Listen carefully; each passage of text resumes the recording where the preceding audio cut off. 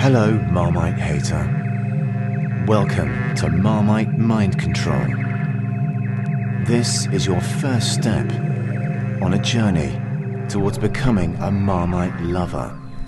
This is Ironbridge Gorge, now a picturesque stretch over the River Severn, Britain's longest river. But 250 years ago, this was a centre of innovation, one of the birthplaces of the Industrial Revolution. A little further downriver is Coalport, and this is where a canal terminates. In 1787, engineers embarked on extending it through a hill to connect to a coal mine. But nearly a kilometre into the tunnel, they struck a seam of Marinite shale that oozed a treacle like oil. The word treacle actually comes from the Latin as antidote. Canal tunnel plans were abandoned, and instead Coalport treacle became the new focus. Its uses were rather limited: waterproofing for ropes and raincoats, refining it into a medicinal oil, supposed cure for arthritis, scurvy and acne. And given it was cheap and had few other uses, it was used as paint on farmers' sheds. Farmers were to discover that their livestock were drawn to the substance.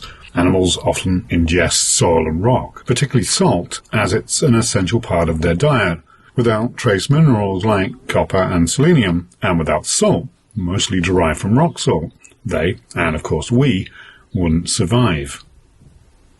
While coal powered the Industrial Revolution, rock oil resources were largely overlooked. Petroleum, the Latin for rock oil, from petra or peter, leading to the pun in the New Testament that the church would build on the saint, was known as a medicine as early as 400 BC.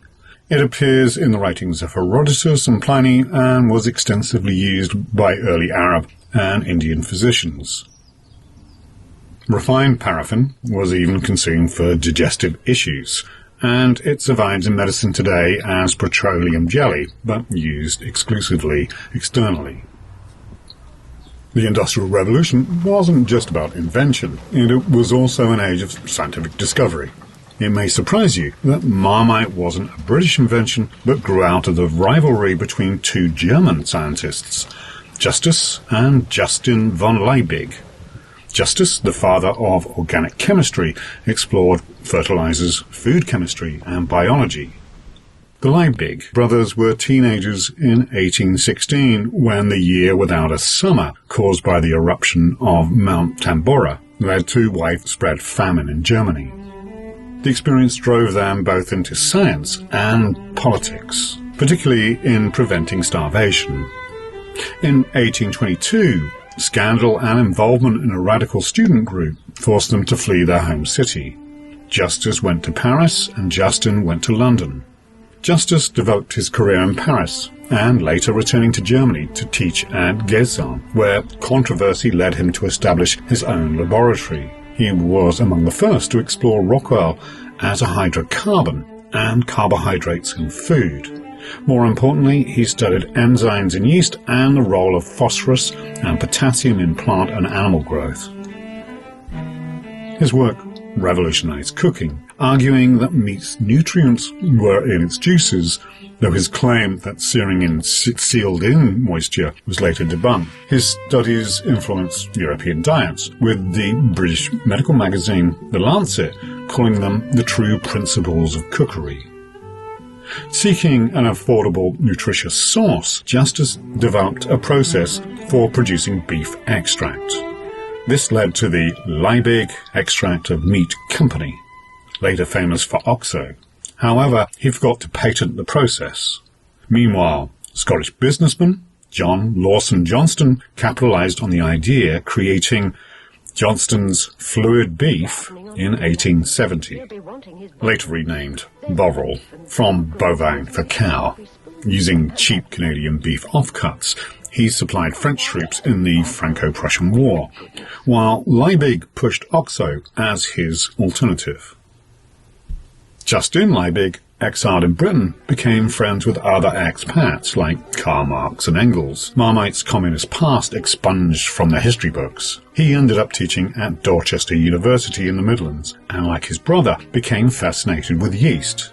He engaged in heated debates with Louis Pasteur over whether yeast caused fermentation or was it merely a byproduct. Determined to prove it was a chemical agent, Justin managed to reactivate dead yeast, leading him to sell dried yeast commercially, derived from the lees of brewing companies. Like his brother, he was concerned with feeding the poor and food adulteration, as well as fighting for the working class. At the time, unscrupulous manufacturers were adding chalk to milk, plaster of Paris to flour, sawdust to tea, and even lead and arsenic to sweets. His fight for justice led him to find ways to tackling malnutrition. Justin was especially interested in why rock treacle, abundant, cheap, and full of calories, despite being a hydrocarbon, could not be a carbohydrate. At the very least, it could be an animal supplement and reduce the cost of meat. Whilst visiting his friend and biologist, Professor Mark Corrigan of Dartmouth University in the West Country in the leisurely pursuit of mole mapping, it led them to Kimmeridge Bay in Dorset. Here, Jurassic shale is exposed and it oozes its treacle. This is Kimmeridge shale. It's a form of Marinite formed in a shallow Jurassic Sea, rich in marine life. Its highly organic content preserved ancient algae and marine creatures, allowing keratin to form. It is a waxy rock, but not particularly useful. Monks from the local abbey once mined it from the cliffs, hence the name monk coal, burning it in winter. Locals also noted that sheep licked the exposed rock, consuming some of the organic rich keratin. When Justin heard of this, he had his eureka moment. Sheep had a digestive enzyme that could break down hydrocarbons, an enzyme also produced by yeast. He isolated it, and he gave it the name enzyme, from the Greek meaning to leaven, or yeast, within. Justin had identified a crucial process. Enzymes are proteins that act as a catalyst. Over 5,000 are now known. Yeast enzymes like maltase, invertase, and hydrocarbonase break down long molecules into sugars, producing alcohol as a byproduct.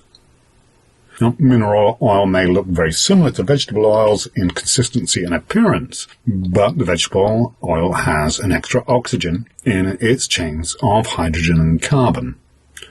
Humans can't eat oil because we lack the necessary enzymes. Key in activating yeast enzymes to break down hydrocarbons, however, was in the addition of rock salt. Sodium is essential for our blood function, while the chlorine molecules form hydrochloric acid in our stomach, breaking down long food chains. By combining yeast lees, the inactivated yeast from brewers' vats, rock salt and shell treacle, Marmite was born. The name comes from Marinite shale, and marmite, the French word for a pot-bellied cooking dish, similar to the retorts used to heat shale and release the oil. Justin and Justus never reconciled. Their rivalry endured into old age, and after their death, their legacy clashed on the battlefields of World War I. Not between British and German soldiers, but among British troops issued either Marmite or Oxo. The phrase "love it or hate it" first took hold here. By the 1930s, Marmite's popularity grew with supposed health benefits. One side effect was its zinc content, now understood to influence aggression. Academic Derek Bryce Smith linked zinc deficiency diets to aggression, leading some to speculate that Marmite played a role in the famed World War I Christmas Day truce. Diplomat Tom Dillon Jones even joked that Britain should airdrop Marmite into Middle Eastern conflict zones, given their sandy soils there are deficient in essential minerals. By the late 1930s, Britain's Marinite shale reserves, especially around Ironbridge, were depleting. In 1935, exploration led to deeper drilling in Kimmeridge Bay, where the UK's longest-running oil field still operates. At its peak, it produced 350 barrels per day, but today it's just 65. With fossil fuel reserves dwindling and the shift to renewables, Marmite will adapt. future production is set to use low-carbon sources. Ironically, Marmite's future may now depend on its arch-rival, Vegemite. Originally developed as a CIA-backed anti-communist alternative, a claim Kraft Foods still denies, Vegemite's woke, algal-based Soylent Greenius offers a net-zero solution. So, next time you spread Marmite, remember, you're not just eating yeast extract, you're eating 150 million-year-old dinosaur droppings, sibling rivalry, and socialist propaganda. Thanks for watching, and have a very happy fact-filled April.